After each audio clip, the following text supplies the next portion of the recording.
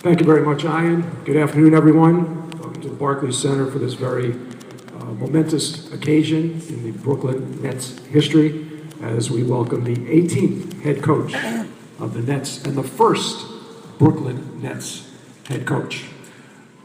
Before we get started with the question and answer, just wanted to welcome some of Jason Kidd's family to this afternoon's proceedings. First of all, his wife Portia, son Chance, daughter Noah, and Jason's mom Ann, who's also with us this afternoon.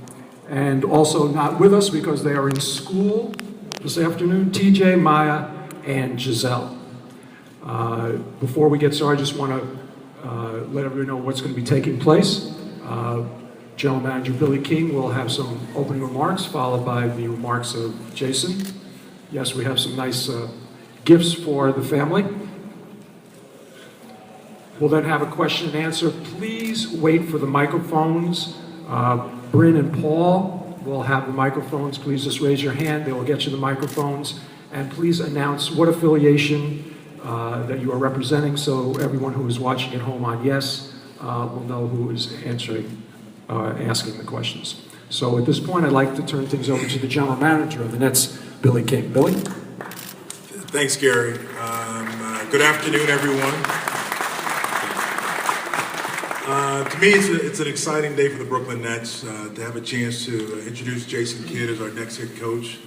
When this process started and talked with Mikel and ownership, we were looking for a coach that's going to have great leadership, that can help build us to where we want to get to and show us the direction of helping our players to compete. And we really wanted to resemble Brooklyn, somebody that plays hard and teaches hard, the guys that play hard. And Jason Kidd embodied everything that we were looking for.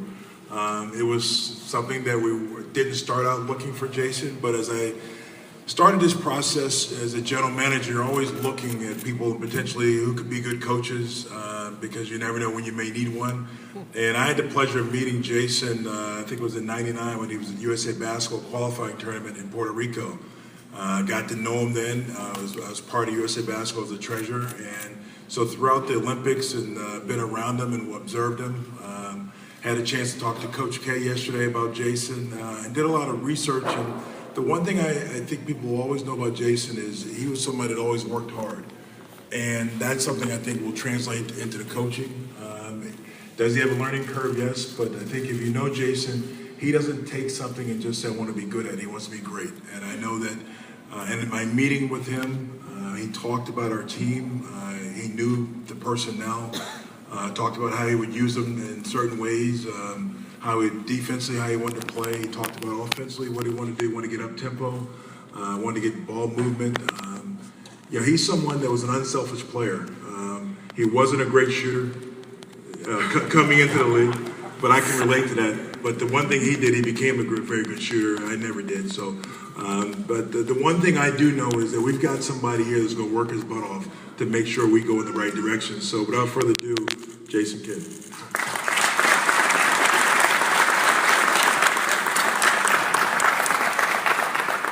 Thanks, Billy. First of all, I would just like to thank the Nets for this great opportunity. When you talk about 19 years of playing the game that I love, and now having an opportunity to share my experiences and help a team from a different seat. This is a great challenge, and so I'm looking very forward to this. Like Billy says, yes, I have a lot to learn about coaching, but when I played the game, I felt like I was an extension of the coach.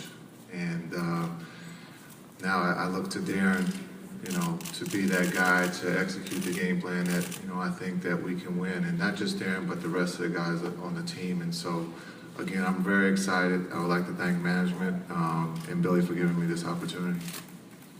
Okay, at this point, we will open it up for questions. Once again, please raise your hand, and we will try to get to as many as we can. First question will go to Sarah.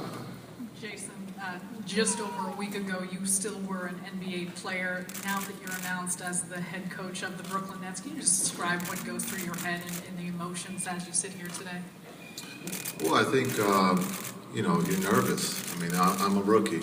I go from being one of the oldest players in the league to now a rookie coach. And so I'm very excited about this challenge.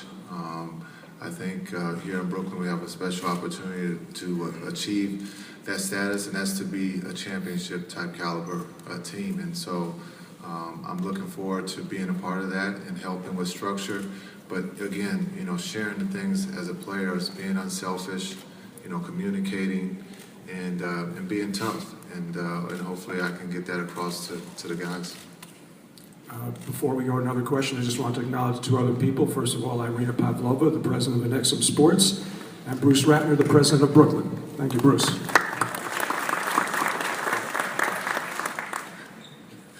On the side, right there. Ben Couch, BrooklynNets.com. Jason, what was it that made the Nets the opportunity you pursued right off the bat when you decided to go into coaching? Well, I think this, for me, this kind of started in Georgia at a wedding with my agent, and we talked about first retirement, and he asked me, what are your plans? You can only play golf, so many times before you're gonna call me and say, what can I do? And so he took the lead in the sense of asking around if there's any opportunities. I had an email from Cuban asking did I want to come back and kind of learn the business side of it. So, and then he talked to the Nets and Billy, and they set up a meeting on Monday, and me and Billy talked for a while about basketball and what I thought, maybe I could help, and that's, where it went.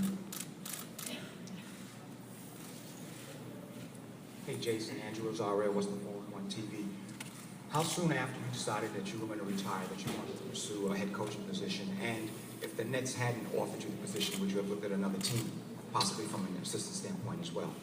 I love the game of basketball, and I guess when you talk about retiring, it was just one phase of my career, and that was playing. And if there was ever an opportunity, or the people that are close to me understand that I love, to be involved in basketball or management. So this was definitely a process.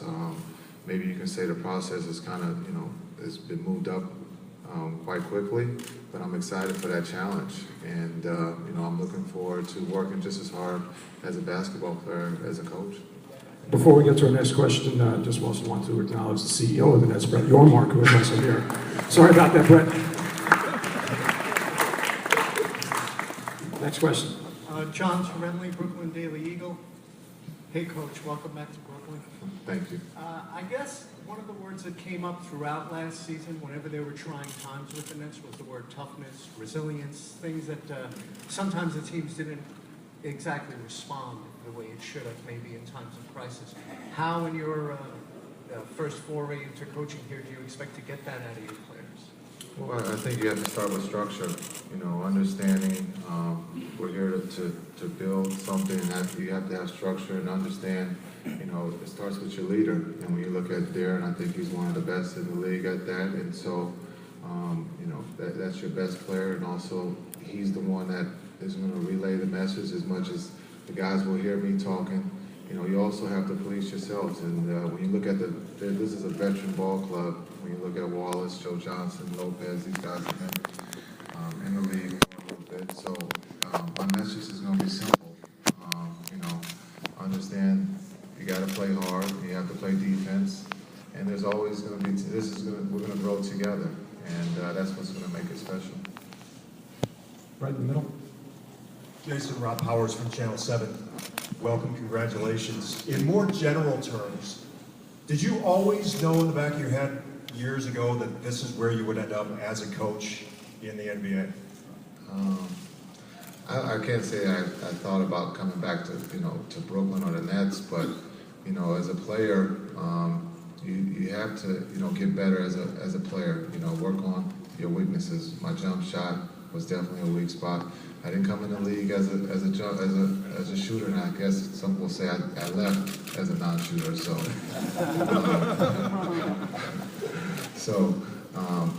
for me, it's just a matter of working hard, and I took notes. You know, I would tell Deron, I would tell any player to grab a book and kind of keep a diary, because you never know where the game of basketball will take you. If it's coaching, if it's being, you know, a general manager, or president, or owner.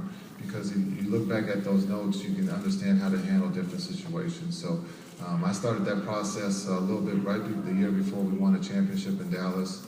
And so I have a lot of notes to look back at, but hopefully I'm prepared with a good staff around me, and I'm excited about this opportunity. Hey, Zach. Hey, Jason. Zach Schomburg with the New York Times. Did the success of Mark Jackson as a first-year coach, ex-player, give you any indication that this would be possible, or who else do you look toward, or will you look toward for inspiration? When we played Mark in New York, I went up to him before the game and said thank you, because he did give guys the opportunity, kind of maybe, crack the door open for guys who are playing to be able to go into coaching, because of the success that he's had. You look at some other guys that have done it. Larry Brown, he's a pretty good coach. So there are, in Canada, guys or examples out there that have done it, and so hopefully I can carry that torch and have that same success. Bruce? Bruce Beck, WNBC TV. Jason, when a 10-time All-Star becomes a coach, you worry sometimes about the players not being able to do the things that he was able to do on the court for so many years. Do you think you'll be patient to deal with that kind of thing?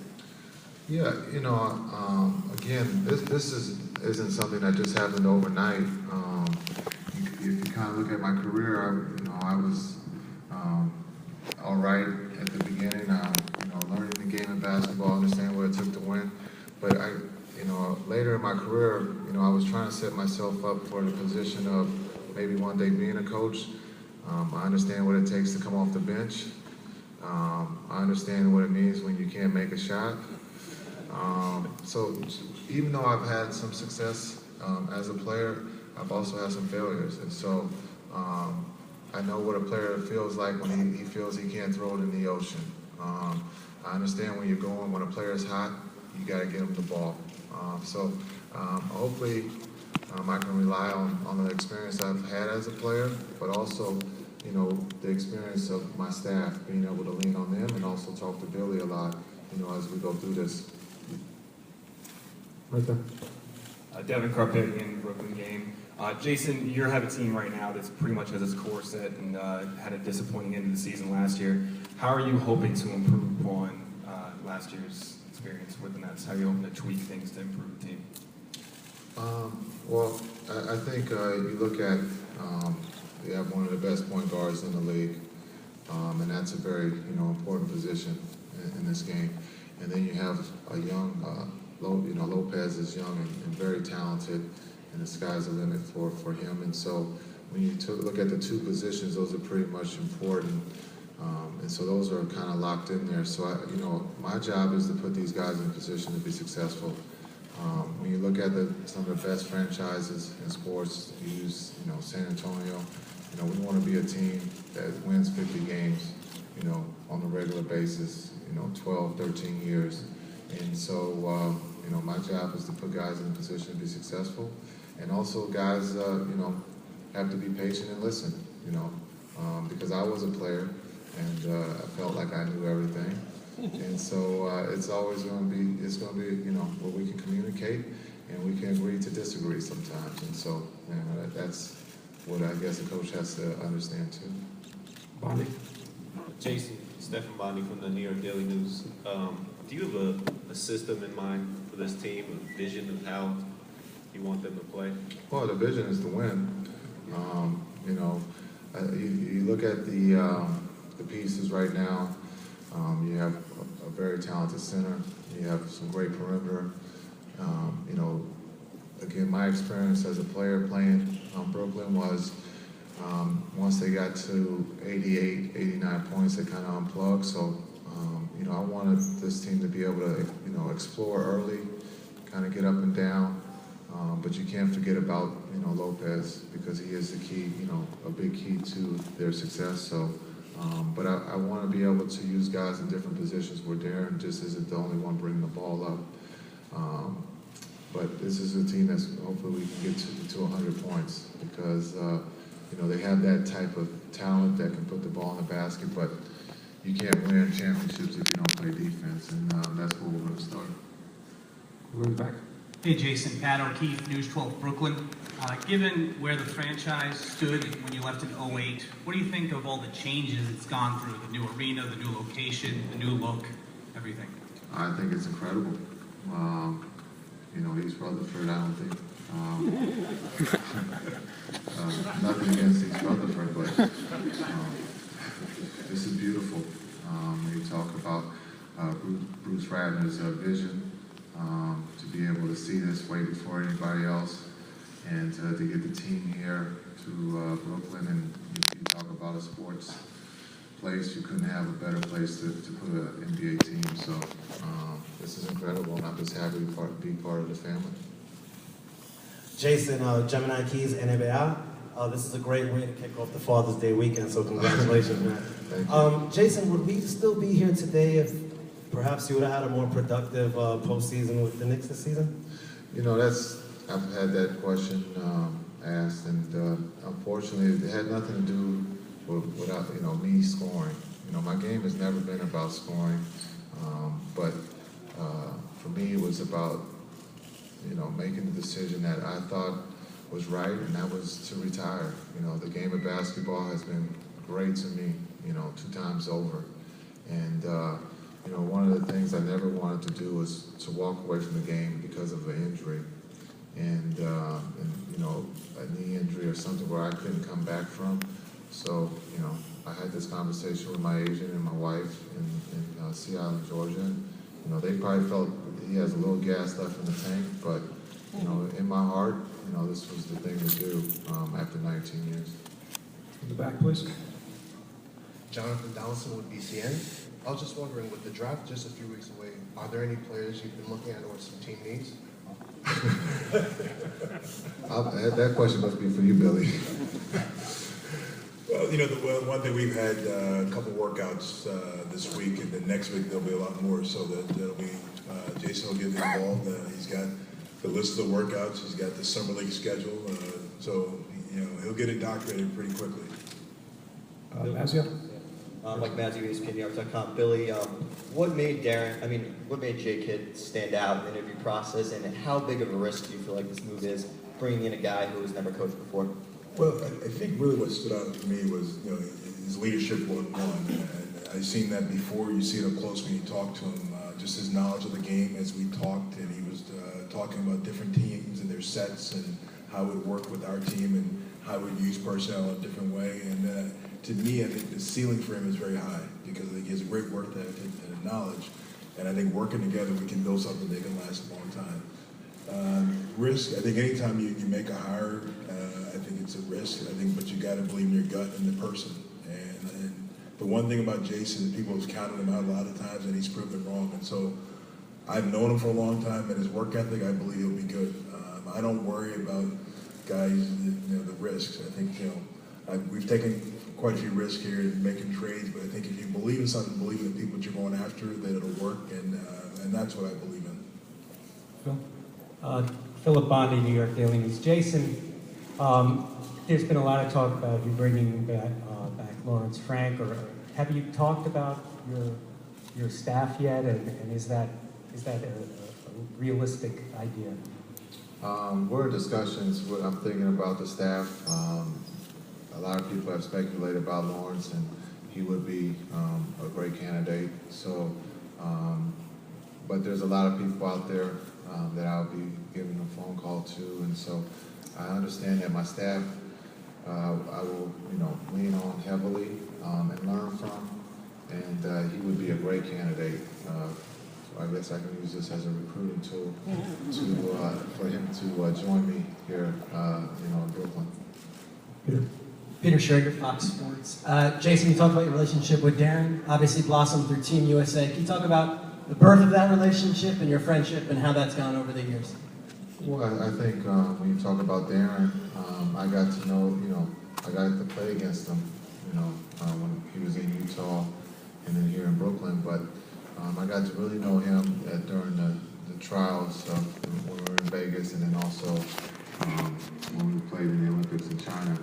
And he was a guy that I was ready to pass the torch to, because I saw myself in him in the sense of he's a guy that can fill up the stat sheet, and he loves the competition. He works extremely hard, and so that's where it all started. Charlie Widows, Knicks.com. Jason, as you transition into this new role, what would you say you can take forward that you learned from Mike Woodson last year? Well, I think Woody is a great coach. You look at, his offense, his ability to execute plays at the timeouts. He's one of the best in the league, and so I've been very fortunate in my NBA career to play for a lot of great coaches that I can take maybe little things from and maybe create them into my own. Jason, Zach Gelb here, WHIP Radio. How do you see Joe Johnson fitting into your offense? Oh, I think Joe's as good as they come. He's a guy that's very consistent. He's been in this league, and I'm very excited to be able to work with him because he can make the game easy for his teammates and also for his coaches. Alex Raskin, Wall Street Journal. This is for both Billy and Jason. Do you feel like having Jason Kidd as the head coach makes this a more attractive destination for free agents? Well, I think it would, yes. I look at Jason as like when Donnie Walsh hired Larry Bird in Indiana. Just his, he's a future Hall of Famer, his knowledge of the game, and players will want to come play for him. We've got a great building. We're in a great city. So I think adding him is another piece. Go ahead, Ben. Ben Couch, BrooklynNets.com. When you were thinking about this role in the Nets as a team, you mentioned moving them up tempo. How might you approach that with the current roster? Well, you look at Deron as a guy that can get into the open court, and I kind of mentioned earlier that I'm not looking for Deron to bring the ball up every time, and so Joe and Wallace, I think Gerald could be easily a point forward because of the talent. He's athletic, he understands how to play, so when you look at just those guys that I mentioned, those guys all can bring the ball up, and again in practice early on, we're going to pass the ball ahead, because I think in this league a lot of times the ball is dribbled and we don't take advantage of the pass, and so hopefully we can get that across to the guys early in training camp. Bruce. Bruce Beck again. Jason, you've been on both sides of the rivalry, Knicks and Nets. How important is it, do you think, for the Brooklyn Nets to be the best team in New York? Well, I think it's a great rivalry. I think, it's great for the city, for the people that live here, and hopefully Brooklyn has the upper hand at the end of the day. Hi, Jason. Lloyd Carroll from the Queens Chronicle. You've always reminded me of another Bay Area native, Clint Eastwood, a man of few words. Are you concerned about the more extrovert needs of your job, being more outgoing with the press, the interview side of the game? He's going to put a new rule. He's not talking to you guys. This is the last time you get to talk to him. Hey, well, if I can learn from Pop, man, Pop has it down perfect. He's my type of guy, so he's the best at coaching and he's the best at interviews, so I'm going to take his lead. Okay, one last question. John Torelli, Brooklyn Daily Eagle again. Coach, most coaches run practice with a whistle in their mouth and watching from the side, but since you're still in shape, will you literally be running in practice? No, I would have to take a lot of Advil. So I'll just keep the running on the treadmill and in the pool, and I'll let the guys do all the running on the court.